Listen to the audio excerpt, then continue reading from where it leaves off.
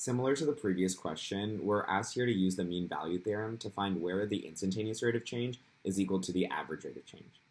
Quickly, just to remind us, when we say use the mean value theorem, that's telling us that f prime of c, some point, that derivative is going to be the same as our average rate of change. So the first step we need to do is find the average rate of change on the interval that we're given. So let's do that.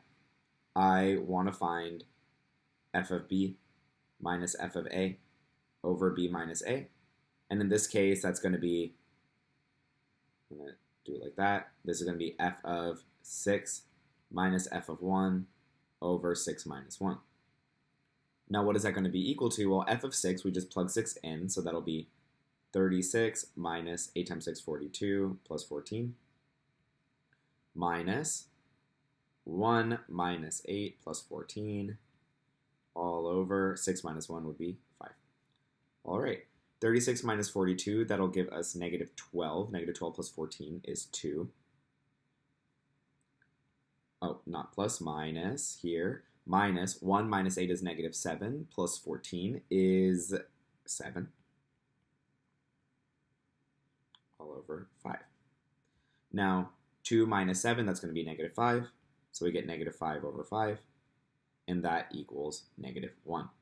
So what this means is we want to find the x value that makes the instantaneous rate of change equal to this negative 1.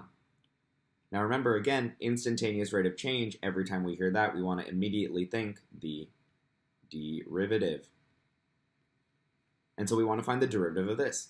If we know that f of x equals x squared minus 8x plus 14, in this case, luckily, we're just applying the power rule on consecutive terms, and so we get 2x minus 8 is f prime. All right, so we want to set that derivative equal to this. So negative 1 equals 2x minus 8. And now we solve for x. I'm going to add 8 to both sides. So I get 7 equals 2x, and then I divide by 2, so I'm going to get 7 over 2 equals x.